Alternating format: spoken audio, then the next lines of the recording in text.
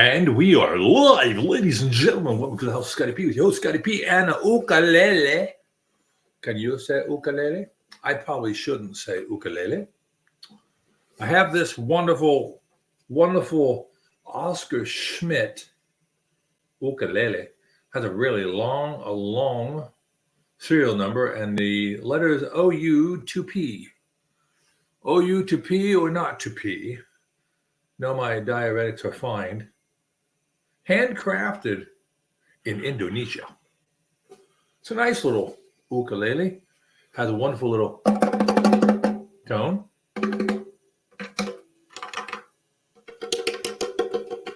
And I'm going to assault your ears because pepper is not allowed on the diet, so I will assault your ears. But don't bump my attempt at humor. We won't try that again anytime soon. Also, in the background, what we're going to do, is put up some satellite pictures because if nothing else, who doesn't love a good satellite picture? And listen to my dogs bark because my dogs are happy too. The dogs love to bark, especially when I am online. There we go. And then we'll present. So it will be a ukulele weatherman presenting I am bored and thought I would share that boredom with you and ask you, please save me from this four-stringed constrained life. No, it's all beautiful. I'm just waiting. I'm going to have an appointment in about, a little bit. And so I thought, hey, come on here and maybe a Limitless Lindy or Bumblebee Adventure or one of our friends in another time zone would say, hey, someone's finally doing a live that's a carnivore in a time frame where I can join in. If not, we'll just assault your ears for a while. So what I've done is I've taken my ukulele and I've tuned it to open C. So it will play a C chord every time I strum it. It's a beautiful sound. I have fat fingers, or as Lindy would say, I have beefy fingers. Oh, beefy fingers. Oh, blessed am I. So then when we bar down on one of the frets, we'll make another chord. Is that not beautiful? Yes, it is. Can we say beautiful, Mr. Rogers? Yes, we can. Also, what I'd like to look up here is, I have to go in my historical records and see if I can find a video I watched yesterday where a gentleman with great amount of talent, high hope music, yes, off to school we go, and he had some beautiful music, and I was going to see if don't want that. I'm going to see if I can find a song to learn. There it is. It's called "You Are My Sunshine," and I will see if I can make this actually work. Hello and welcome to the House of Scotty P and his ukulele. It is a beautiful Tuesday. We are in a post. How would you say? We are in a post Labor Day situation, and I'm waiting to go do an appointment. I thought, you know what? I would go ahead and turn this on, find some other people out there who may have a question, comment, or concern about things carnivore, ketovore. And as such, then what I would do is I would make the attempt to share some time and give them a platform in which they could either ask questions or come online and join me as we I can find the sheets at happyjams.net. Well, let's go out on a limb here and see if we can go to happyjams.net and get some music while I play around with this here ukulele in the middle of the day. I'm sure that in some places it's probably illegal what I'm doing, but that's how I do it. Oh yeah, but I want the sheet music. I don't want the play along music. I want the sheet music. It is well with my soul. Man, that's such a great tune. Let me see. What I want to do is home,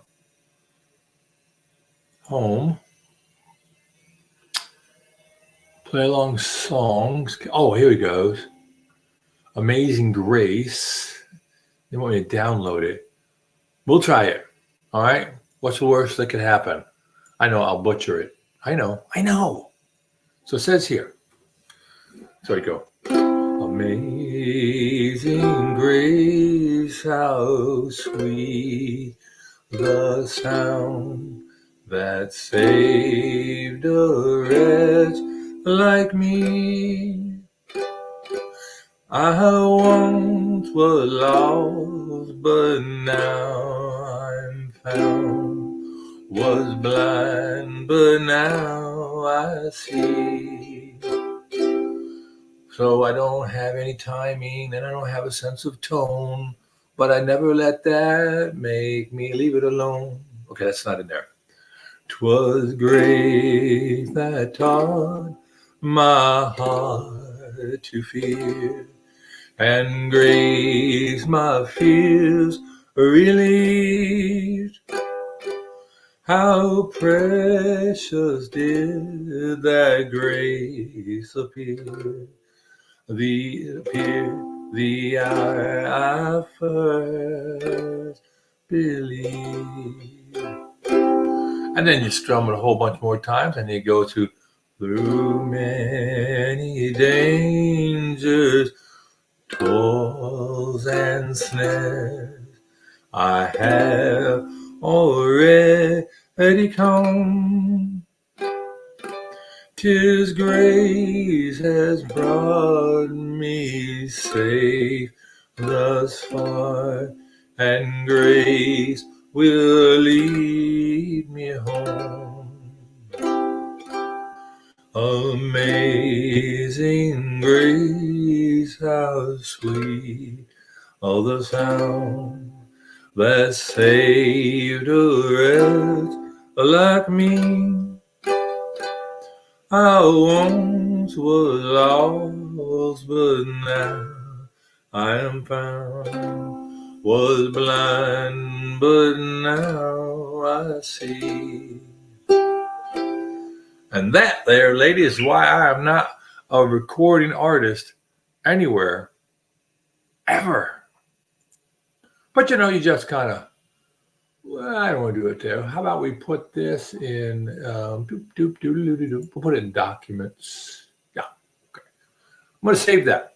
I'm going to practice that. I might actually learn something eventually.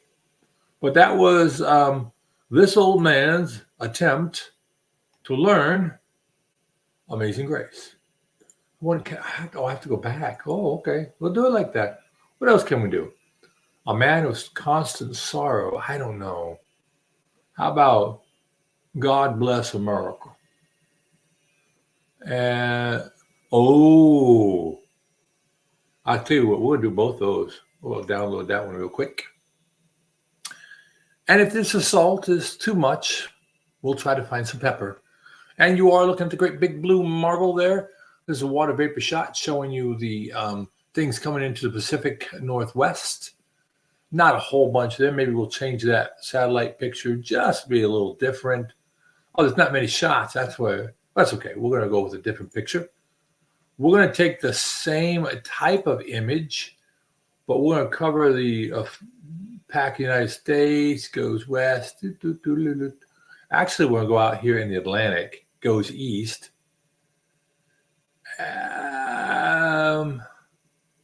We'll do the full disc for this one. There's another hurricane, something wicked brewing out in the Atlantic, off the Yucatan Peninsula, and that bears watching, to say the least. Let's take a looky look at that. And what do we see here? Well, we see a great big system. A big system here in the Atlantic, brewing nastily, and then the disturbance here off of, I'd say it was pretty much northeast of the Dominican Republic. Problematic. Another system that came up through Texas yesterday and the day before, now moving up through the Mississippi, Tennessee Valley, going on its way up into the upper Midwest, Ohio, and Michigan area, bringing some instability. I know yesterday Wyoming was covered up in a lot of rain. We still see that system playing havoc in the Dakotas, and again, moving further off to the north and northeast. There's a quick weather wrap up while I go back to butchering some beautiful music. Let's see. This is open C tuning with God Bless America. Let's see. Okay. God bless America, and I love stand up, God bless America. From the mountains to the plains, to the oceans white with foam. God bless America. Well, maybe we won't do that one because I am not finding the melody at all. Well, how about this one? I love when Johnny Cash did this song. Oh, will the circle be unbroken? I think Johnny Cash does it. Will the circle be unbroken? By and by, Lord, by and by.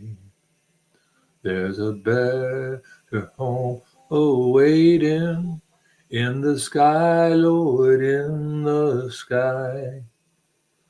Yeah, he does a little bit. David goes, but he has to say, oh, the circle won't be broken. By and by, Lord, by and by. Daddy sang bass, Mama sang tenor. Me and little Joey joined right in there in that circle in the sky. Oh, the circle won't be broken. By and by, Lord, by and by. Do do do do. Hello and welcome to the butchering of the ukulele by your friendly carnivore. Just out here messing around. It's a beautiful day here on a Tuesday. See, they're in, they're out. There's no way I'm going to associate with that. But this is how you have fun in my world. And I'm not going to say that my world needs to be anybody else's world. Can you really do this? Huh. Okay. He rocks in the treetops all day long, hopping and a-popping, singing his song.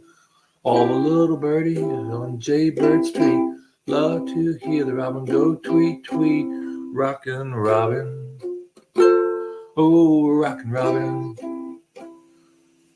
Go rockin' robin, 'cause we're really going to rock tonight.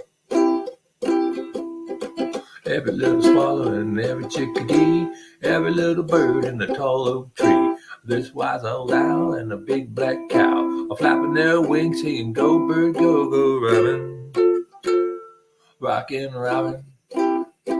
And if I could read the music, I'm sure I'd play it all day long.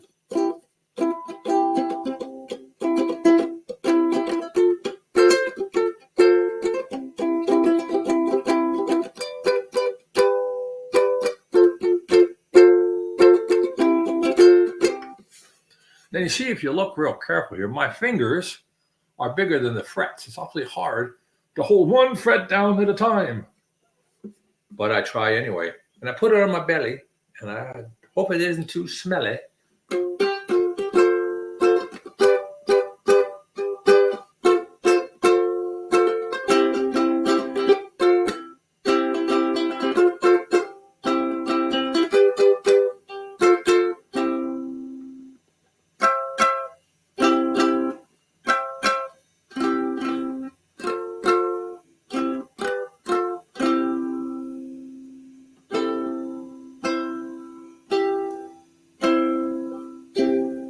But anyway, that's a open G tuning on ukulele, and that's enough of that today.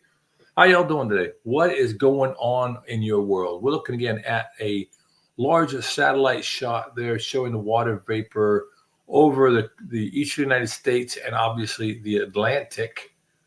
And let me minimize this. And there's talk of a hurricane going to be landing in the not too distant future. And so I thought we'd take a look out there and see what they're saying. Perhaps what we can do instead is go to the National Weather Service hurricane page. There we go. This is obviously a tropical depression 13, maximum sustained winds of only 30 knots, gust about 35 miles per hour, and the central pressure of 1,008 millibars or hectopascals for my friends in metric land. And moving west, northwest, 13 knots, 15 miles per hour. If we want to click for details, let's click for details. Let's unembiggen this. It's a little largish. This depression is forecast to become a major hurricane by this weekend and could bring impacts to the Leeward Islands by that time. Blah, blah, blah, blah, blah. There it is. Oh, yep, we'll take a look. Can we look at this probability chart? We'll have to go up into the probability chart. Wind speed probabilities. Very rainbow-esque, don't you think? And it looks as if the core winds will run like the Leeward Islands. It looks like Puerto Rico, the Dominican Republic, Haiti will feel some form of that. Not sure which way this is going to weeble, wobble, and yeah. So this would just be the hurricane force winds. Yeah, that's 1 minute average 74 mile per hour. Do we have a warning or cone map at all? Let's see. Yeah, that's it. You can see that cone map. Arrival time of winds. I love this type of chart. And what do we got? We got Tuesday, Wednesday, Thursday, Friday, Saturday, and you can see all of Puerto Rico is in there, but when you see these depictions, if you take the long axis of the ellipsoid, that is where you'll feel the most or the brunt of the winds or weather and the highest probability of what they're forecasting. As you move out from it, it diminishes quite dramatically. Let's go ahead and pop back out and see if we can add anything else to this. Just going back, there we go. So that was in the Atlantic. Now, if we look at the Eastern Pacific, we have Jova out there, and Jova is a tropical storm, not moving very much. Pressure is not anything to be concerned with at the moment. And nothing in the Central Pacific. Hawaii is looking good, probably good. They have a lot of work to do on the islands there. Such a tragedy what happened in those fires. Let's go ahead and take a look then for a lack of other things. We'll look at the lower. We'll take a look at the lower 48. We'll see Texas is covered up and hot and dry. We'll drive down into the Dallas-Fort Worth Metroplex. Heat advisory till Wednesday evening, tomorrow night. It's going to stay hot. Now, if you're in Texas and you need a warning that it's going to be hot in the summer, here's your sign. No, it's going to be hot. Temperatures up to 105, indices between 105 and 10. I would say those heat indices would probably be south and or east because of the fact of where the moisture comes from. Drink plenty of water, goes without saying. So let's pick the place right here in the middle of Fort Worth. That's right in the middle. We'll look at Fort Worth. Dallas, Fort Worth. Conditions right now, 87 degrees, 31 degrees Celsius. Humidity, 61%, so it's pretty muggy for them. Winds out south at 15, gust 23. And the barometer is at 29.89 inches or a 1010.9 millibar. And when you saw the low pressure systems out there, they were at about 1,000 millibars. So a 10 millibar or a hectopascal, a differential there. Sharing, yes, that's good. That's fine. And if we look at the outlook for the North Fort Worth, Texas, hot. Not very cloudy. Wednesday night, they get a little bit of cloudiness, chance for thunderstorms. Back into the heat through Friday. Friday night, chance of storms, and not much of a chance, but they could definitely use it. And windy. So it'd be like living in a convection oven for all of you wondering and hoping that you could live in a convection oven one day. Take a trip to Dallas, and you too can live out your dreams. Let's go ahead and move back out again. Take a look at the national charts up here in the greater Montana. We do see wildfire smoke issues out there in Livingston and Gardner. Then we're going to move more into some other effects. There you see all the way into Great Falls, Billings. They're going to be dealing with an air quality alert, a dense smoke advisory for the Glasgow Glendive, and then down into West Yellowstone. They also have some hazardous weather outlooks. For our friends out in Wyoming, beautiful state of Wyoming, let's take a look here. Looks like a hazardous weather outlook for Wyoming is out. And what they're looking for in day one today night, Canadian wildfire smoke is filtered into the south again. So not great for those with sensitivity. Hello there, Charlene. How are you? Welcome to what I'm doing here today. How are you? And what can you say about today for yourself? What are you up to? Where you hail from?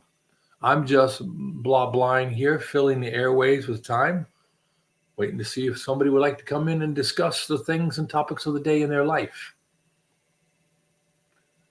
And we see we have continued weather here in the Dakotas.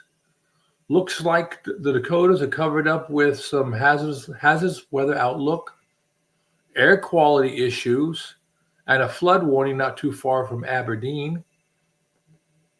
And if we go into the weather map, love the weather map, that's today.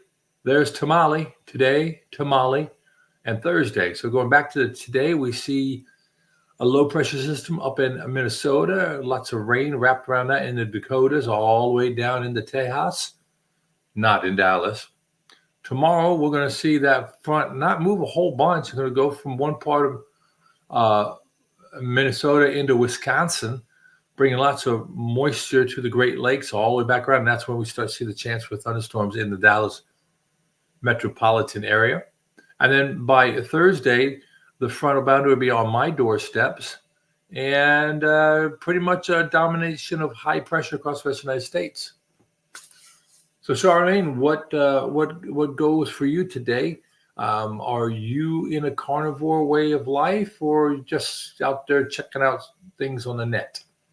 Earlier, I was butchering my my ukulele, and let me put a little light on the situation. There you go. Let my head up. A little glow. It's a little glow. But this is the weather we're looking at across the lower 48. Again, we do see a tropical storm and depression. Well, actually, they're calling it Hurricane Jova. But no impact for us at this point in time. So you're listening from Red Deer, Alberta, Canada. Nice. Oh, well, thank you for seeing that I was on. Alberta. Love Alberta. This is the second province here in the lower provinces of Canada.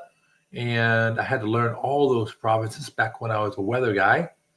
And so there you are. And we can drill into there with satellite at least. I can just go right down to here, go to this satellite, and look. Red Deer, I don't know, going to my health food store. Nice. And what health food are we looking for today, if you don't mind me asking? I know that here in the United States, we tend to be spoiled and are buying food all the time for different purposes. So there's a beautiful satellite shot for you. We'll put in a few more frames just to give us a little bit of understanding of the trajectory. So British Columbia, Alberta, and Saskatchewan with a little bit of a nighttime effect there. Oh, yeah, you have some weather moving through, and you got a nice, large, low-pressure system around British Columbia. Brings that cold, the warm front and occluded front into your area, cold front through southern parts of your neck of the woods. Yep, fall is coming. Big, big, powerful, low pressure in the northern part of British Columbia. Oh, it's Nutters. All right, it's Nutters for you. That's an interesting name. Is that a colloquial or local saying, like you're looking to gather nuts, and so you're gathering food for your pantry? And I have to ask, Charlene, what are you on any type of specific diet plan, or you're just in you have a standard way of eating? Because I am predominantly a practicing carnivore slash ketogenic slash omnivore, just trying to get a smaller version of me working, because unfortunately there's too much of me. And yeah, that's my goal. And now I went back to the house, the full thing. I don't have much light on in the background, nothing to see, just me and the dogs, and the dogs have run off. Yeah, the dogs have said, no, Dad, we're not having anything to do with you today. I wonder if I can get any other kind of, well, I know I can get other things. Let's take a look at I want to look to see if we have any lightning. Oh, we don't want that. That shot will give someone bad dreams. Sorry about that. That's like Willy Wonka and the chocolate factory type colors. Real smoky. Yep. Come from British Columbia. Yep. You can see it right here. We have 72. And you can, I wonder if I can drill in a little bit. No, it's not going to let me do. Oh, to a point. There we go. And we can watch sunrise. Here comes the sunrise. It's a beautiful sunrise. And there it is. But you can see that smoke. All this low gray area here. I'll pause it right about there. Really? There's a picture. There we go. And yeah, you can see all that smoke in that gray area all over Alberta there, and British Columbia, of course. A lot of upper level clouds. Yeah, it's a tragedy what's happening there with the smoke. It really is. I wish that it could be different, but we know what that's like. And we put all our wishes in one hand and all our problems in the other, and see which one fills up quicker. It looks like we have a little bit of retrograde activity going on this extra tropical storm that was the hurricane. And yep, a line of thunderstorms right through Minnesota, going into Iowa, Missouri, and now going into Illinois. Interesting shot. And if we want to look at the cloud particle near IR, not too well in the nighttime. Well, here we go. There's a little bit. Let's see what else we can do. A little better look. Fire temperature, RGB. So you got an MS. You've got MS. Okay. Multiple sclerosis. Let me put it up on screen so I can read it. Started with keto in January, but now I'm the carnivore lifestyle for about 4 months. Huge improvements. Amen. Amen. I'm so happy to hear about that for you, Charlene. I had done some reading about the fatty acid, stearic acid. It's a long chain fatty acid, goes by the chemical numerical statement of C18. And that C18 is a fat that your body can sense on digestion as you take it in. And that each one of our cells, it seems, has a receptor or a response to this fat, and it is stearic acid is a very how do I say that, potent impact on our mitochondrial function, and it improves mitochondrial function. And so with that improved function in our mitochondria, we bring about greater health.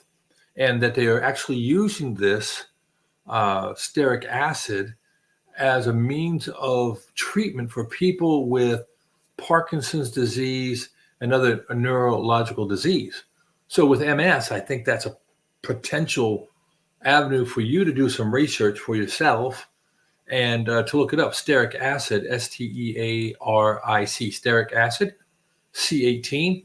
And if you were to put it in your Googler, you might find that the stearic acid is quite beneficial for your well-being. I'm trying to see if I have this browser open, and I'm hoping it will let me do what I want to do. Let's see what I'll do. Go to the Googler. All right, I'm in the Googler, and it's showing it. Good. And let me go to STEAR, stearic acid impact on mitochondria. I've looked it up a few times. Okay, so that's why you're going to need probiotics and parasite cleanse. All right. If that's working for you, that is absolutely awesome. So here is in the Nature in the journal Nature, which is a very prestigious journal. Dietary stearic acid regulates mitochondria in vivo in people, and it says since modern foods are unnaturally enriched in single metabolites, i.e., we don't get naturally packaged food. And by the way, I'm not a doctor. Nothing I say constitutes medical advice. Please seek the advice of your doctor before doing anything you might be reading. However, I do believe it's good for us to have knowledge. Going further on, it is important to understand which metabolites are sensed by the human body and which are not.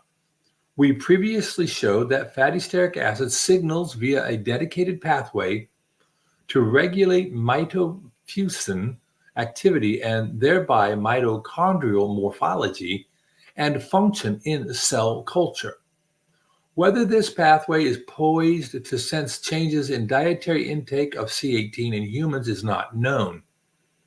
We show here that C18 ingestion rapidly and robustly causes mitochondrial fusion in people within 3 hours of ingestion.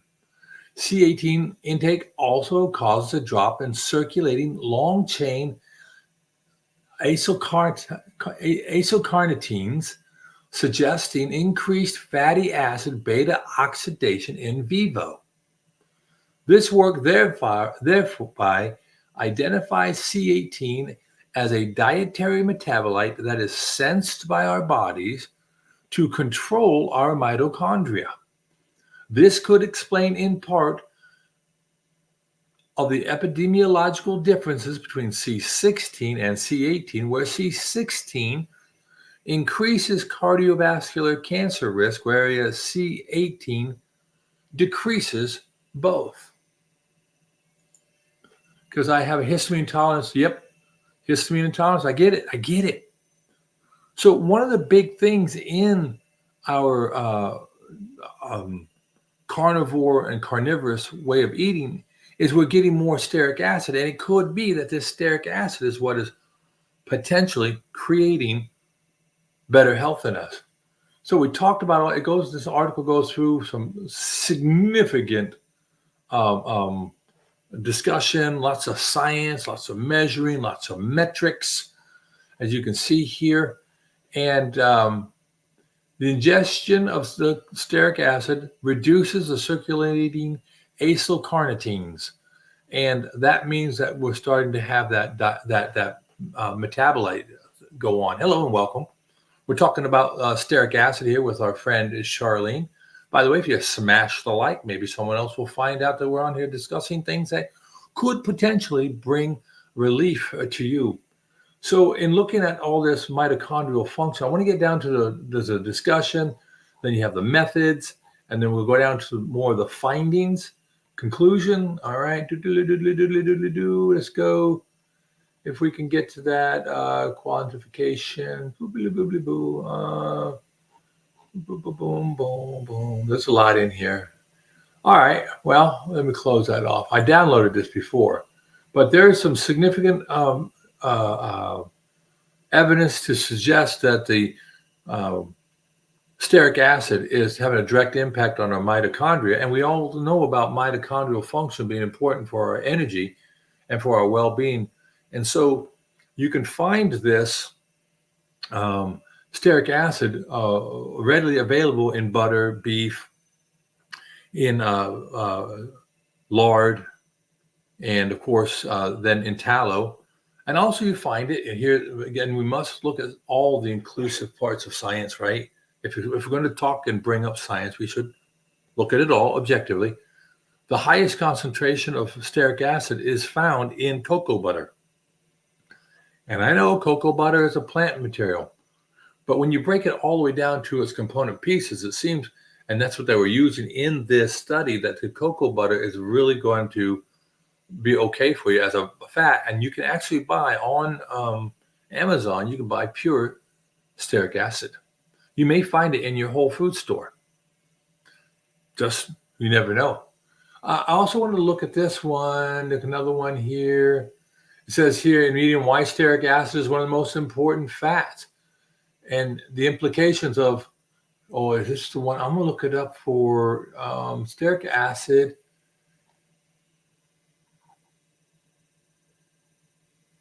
Okay, let me look this up. I'll go to impact of stearic acid on mitochondria, and I'm going to look at Parkinson's. Because they actually have been doing studies with this in Parkinson's disease. And again, they are seeing tremendous results. You have tons of energy, yep, but you had extreme fatigue. That's a non-scale victory that we just aren't going to be able to quantify other than on a personal level. And I think that's an important thing. So, and to do the increased level of stearic acid and palmitic play could therefore be consequent. Okay, it's a palmitic, not good, but I want to go here.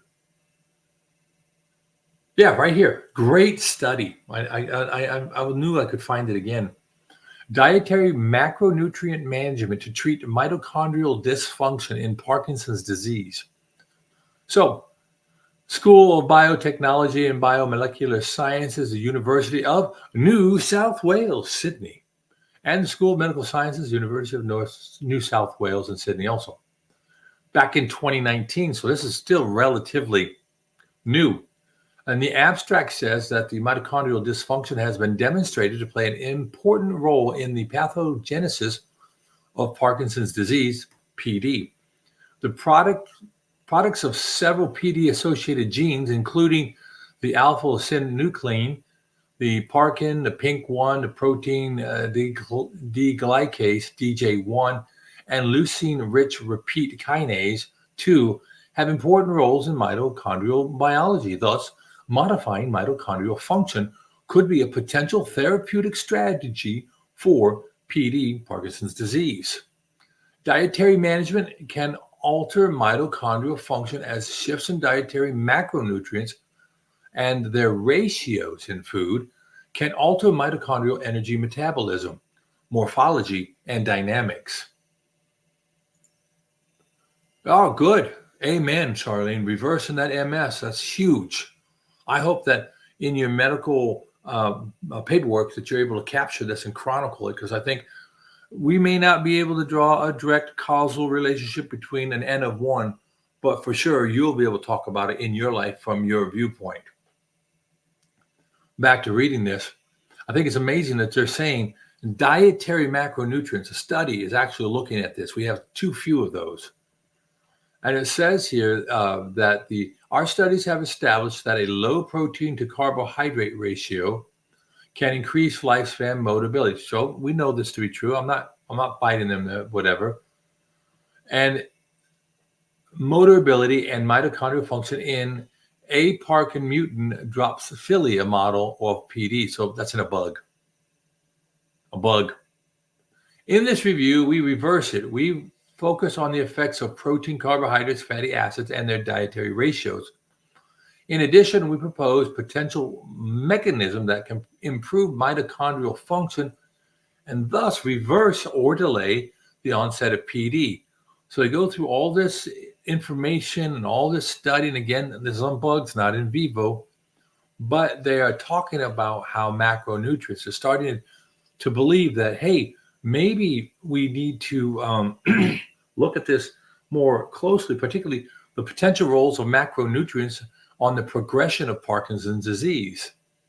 So I think that's a fantastic move in the medical field to look at how a protein and carbohydrates and ratios impact, but I'd like to see them do it specifically on just diets rich in saturated fatty acids, as we see here in paragraph 7.2, and how the role of fatty acids in the progression of PD is debated in the literature. Fair enough. Here we propose 3 potential mechanisms by which fatty acids can affect the progression of PD via alteration of mitochondria. This figure shows a bunch of these things. First, some fatty acids, e.g. stearic acid, may prevent mitochondrial dysfunction by promoting mitochondrial fusion. Stearic acid acts as a signaling molecule which steroids transferrin receptor, thereby inhibiting the activation of the JNK signaling pathway. A bunch of gobbledygook to me, but I know there's a smart person out there that understands that. This leads to ubiquination of mitofusion, promoting mitochondrial fusion and function. Interestingly, sterilization is the transferrin receptor sterilization of the transferrin receptor has been shown to be specific to stearic acid. The second, saturated fatty acids may bind to leaky mitochondrial membranes, promoting mitochondrial function. So the stearic acid is helping to repair damaged mitochondria. And so, what did it say here?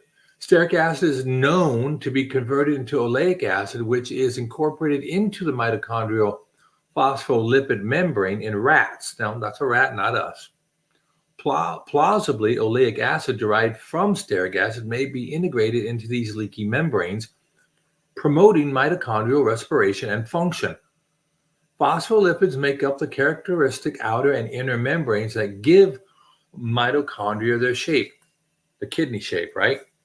Leaky membranes are indicative of lower membrane potential, which in turn can reduce the ATP generation. Because remember, they're doing that proton, or they're moving electrons and things across, or charges across. And if you've got a weak, it's like having a weak battery in your flashlight, doesn't work well. So dysfunctional and leaky mitochondria also produce more ROS, so it's a reactive oxygen species. Now, remember, people take a lot of vitamin C as an antioxidant, but if you don't have the antioxidant problem, or load, you don't need the antioxidant. Or if you don't have the oxidative load, you don't need the antioxidant to offset. Hence why carnivores don't have scurvy, along with a whole bunch of litany of other stuff, right? So, dysfunctional leaky mitochondria produce more ROS, which can cause an imbalance, as we said, that can compromise the ability of an organism to detoxify these reactive intermediate causing oxidative stresses. So incorporation of saturated fatty acid likely results in increased membrane potential, improved ATP generation, and reduced oxidative stress. And Charlene, that's exactly what you're going to the store for. You just said you want to do things for detoxifying and taking care of your body, right?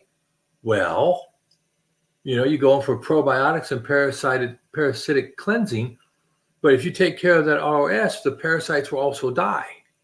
See, those parasites and specific things in our gut biome, as I've read, our gut biome is saying, hey, it's there because the food is there. I think there's a very important mental gyration to go through, which speaks to why are those parasites and why are those items in our gut biome. And by the way, we have a biome on our skin. We have a biome in our armpit. We have a biome in our mouth, and we have a biome in our eyes. The biomes are everywhere, right? They're everywhere. They're everywhere. Like Chicken Man. Biomes don't. These things in our biome aren't there waiting for the environment to follow them. Rather, they are following the environment. And it's really important, I believe, that we consider this, that the biome attracts what's to live in that biome. And if we change the constituents of our biome, our bodies will no longer be a beneficial environment for those creepy crawlies to exist. Wouldn't it be better that we take out what is going in and deny that to them? They'll have a die off. We'll feel not great, but that changing our biome will in turn change what lives in that biome, and we'll get new inhabitants, because there's plenty of studies that have gone in and done research to say, biome diversity, okay, but you change from one food to a carnivore and a carnivorous life, you're going to have a different biome than a vegetarian or sugar-based one, right? If you don't have much cellulose, you won't have that biome. Our bodies are capable of working within the carnivorous state. So anyhow, in reading this study here, I just thought it was absolutely fantastic that the medical field is saying, hey, you got to have those saturated fatty acids. And stearic acid seems to really be good. Your body is built for stearic acid. It wants stearic acid. When the body looks in the mailboxes, remember the old-time mailboxes, and the mail carrier puts the letters in for everybody into each box? We have a box, and at the bottom of the box is labeled home for stearic acid. And on the other side of that box, there's a handler that says, I have stearic acid. I have a whole set of subroutines I can run now because I have stearic acid. And if you're not getting your stearic acid, you can get some in some plants. I'm not going to say you don't get those in plants, okay? But what I am going to say is, we're going to put that in other bookmarks. There we go. Done. I want to go back to here, and we'll go here, and stearic acid in food. There we go. That's what I was looking for right here. This is the beef research people, right? And the beef research people are indicating that you can find fat and stearic acid content in selected foods, fats, and oils in 100-gram portion. And we'll find the percent of we got total fat, saturated fat, stearic acid, okay? So the highest concentration by far, sweet chocolate. 33% of the total fat is stearic acid. But I want to look at total grams. Saturated fat. No, I want to look at a different chart. They had a different chart. I like this other chart better.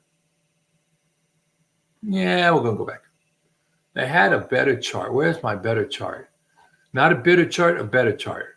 Bitter, better, butter, right? So here, can I just go to this?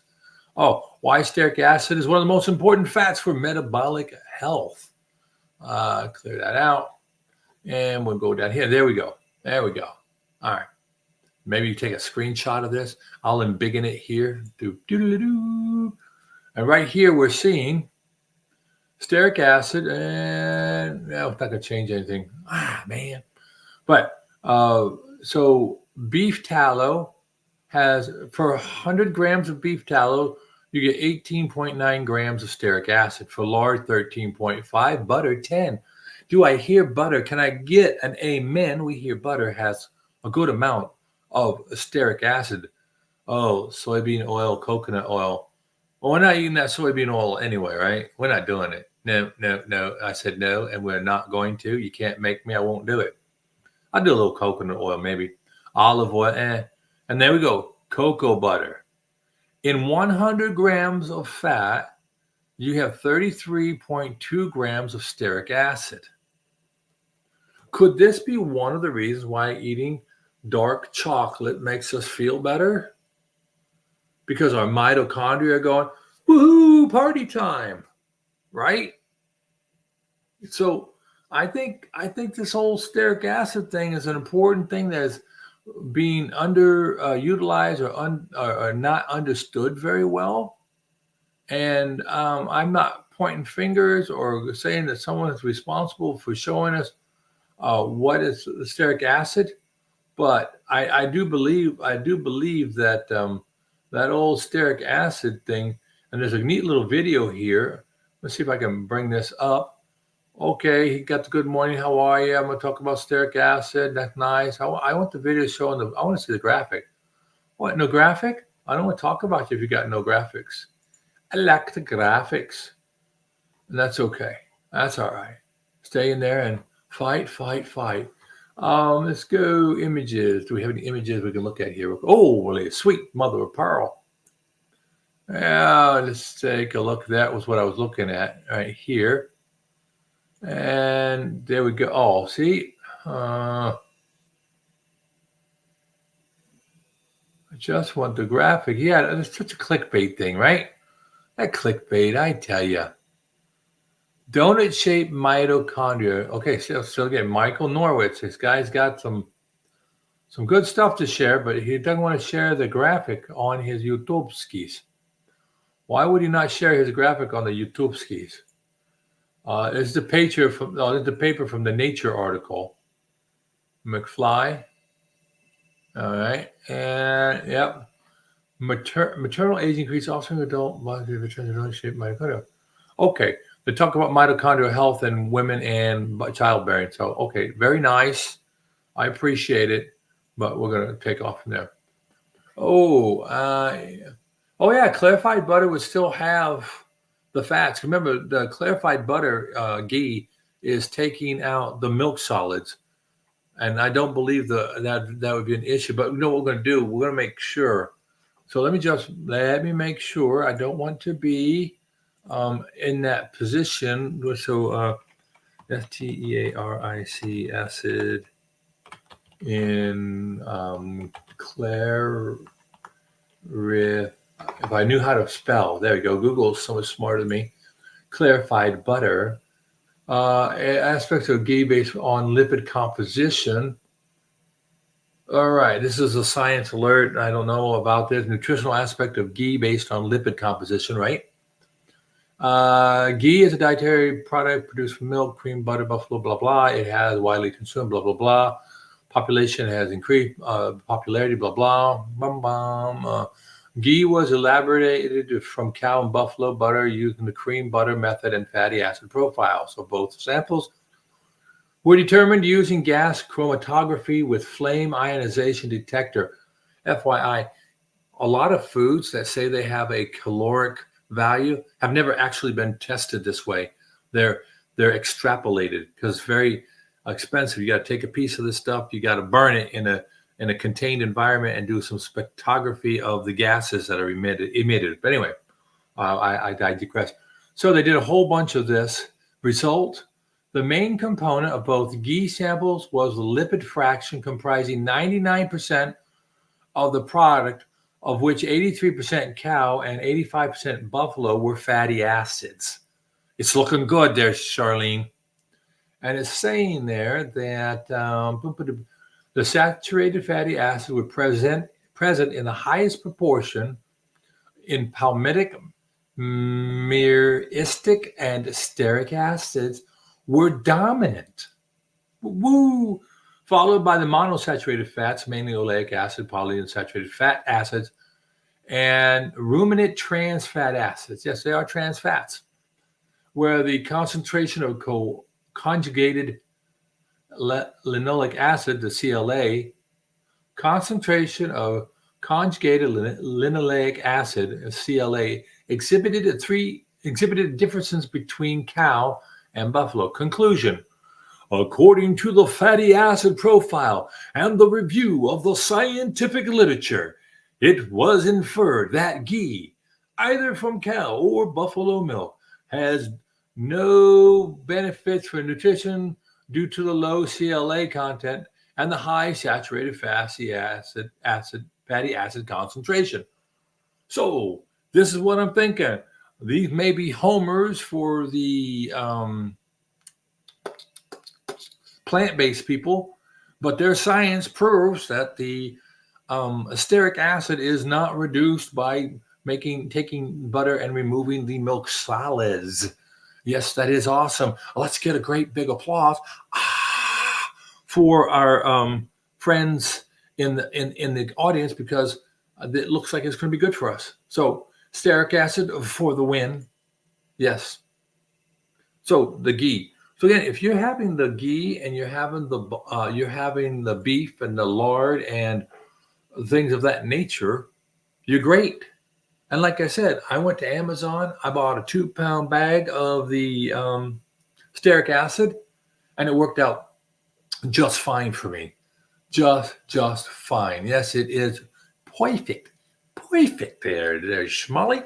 But I got that stearic acid. Now I'm gonna tell you, my experience with the stearic acid is as follows.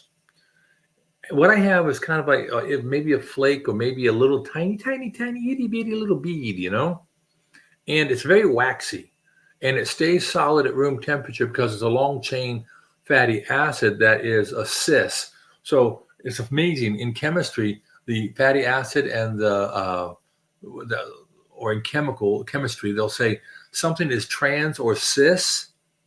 A trans, I'm gonna make sure. I think that a trans situation is where there's a bond opposite the other side, and a cis is it's on the same side. And I may have it backwards. I think I'm gonna look it up. Cis difference, difference between cis and trans bonds. Okay.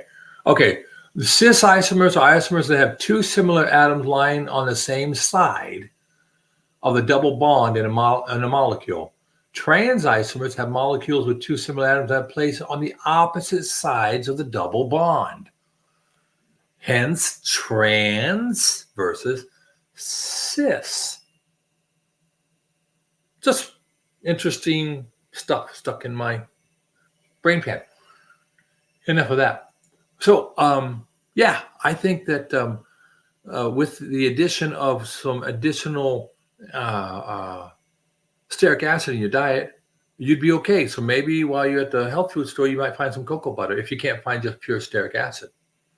Now, what they use the stearic acid for a lot of times is to make soap, makeup, and to coat candies and foods because it makes it like hard shell. When you eat, when you used to eat, because we don't eat it anymore. When you used to eat, let's see, what do they call those? The chocolates that are hard and they have the ganache in them, right? And they have that hard, highly polished chocolate shell. Well, that's because they have that stearic acid in there. Stearic acid will make your food, like I sprinkle it. I have a little mason jar.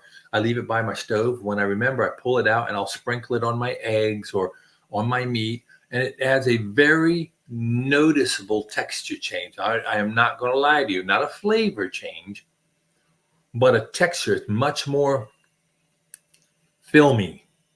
But we don't need to add much. If we're going to eat regular food, I'm going to say, I don't know, Charlie, do you do the BB&E? Because you have that histamine issue. And I know sometimes ground beef can have a histamine profile that can be problematic for those sensitive to it. But I add a little bit of the stearic acid to my food that I'm prepping, and I think it helps because I can definitely feel an energy change down the line. That's my little mitochondria going, yay, me, I can do my job. So I think it's really helpful. So you might be able to find some, food grade cocoa butter, and you might just add a little sliver of that to your pan along with your butter when you fry your eggs, because you're getting the stearic acid in your butter, and you're getting the stearic acid then purely added to it from the cocoa butter. And you just might find your energy improved, and you might find your journey in detoxification improved, because if we've got a body full of toxins, then that probably means we have an increase in ROS, or reactive oxygen species. Therefore, the body's doing all sorts of things in response. Now, we need some ROS. Let's not get crazy. We're not trying to eliminate it, but we want to make sure that it's in the bell curve distribution. So, all right. So I do now. I'm just eating beef steaks. Okay, and there's a lot in beef steaks. Again, though, if you find some of this and maybe add a little bit of cocoa butter, you just shave a little bit of it, make sure it's food grade cocoa butter, right? You can just maybe shave a little bit on top of a steak. Now, I have pure cocoa butter. I can buy it in a bag, organic pure cocoa butter. And I sometimes put it in my coffee and it makes it taste like chocolate and it's so good. So I encourage you, if you can find at Nutter's organic 100% cocoa butter, you take it home and you get a little, do you have a jelly knife? A little knife, a little paring knife maybe. And you just shave a little bit of that off, right? And in doing so, what will happen is you will be able to get a little bit of that chocolate flavor in your coffee if you're doing coffee or whatever you're cooking and preparing. Chocolate's good with everything. And you'll not have the sugar, but you'll get the flavor and you'll be like in a taste bud a rejoicefulness. So there you go. That's my little blah, blah rant today. I was trying to play this here ukulele. I'm just not a guitarist, and my fingers are so big. Here's my finger, and it covers. When I get down here, it covers the whole like 3 frets. I don't know how they do it, but yeah, it's a good thing to try to learn new things. Old dogs and new tricks, right? I got my stearic acid blues.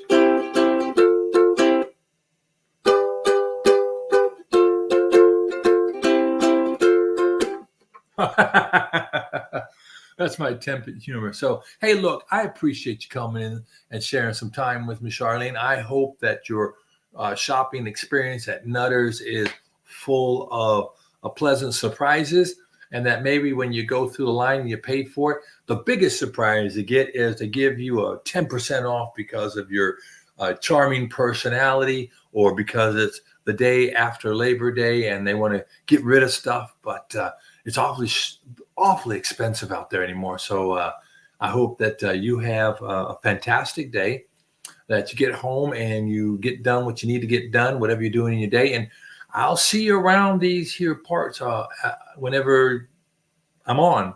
You never know. I don't know about how everybody else does their channels, but I was getting tired of making long form videos. I like the shorts. So I'm just gonna go live whenever I feel like going live. I'll make sure I'm not stepping on anybody else's toes. And maybe one time I'll get you to agree to come on. I'll send you the link and you can chat to the world about your experience, particularly since you're going to have such a great, fantastic, and impactful story to share with other people, because MS is just so prevalent. It's 20% off. Woohoo! All right, 1.5 thumbs up. We'll check you around. Take care. God bless and bye-bye. Bye. No, really, if I find the button, I'll go. Where is that button? Oh, there it is.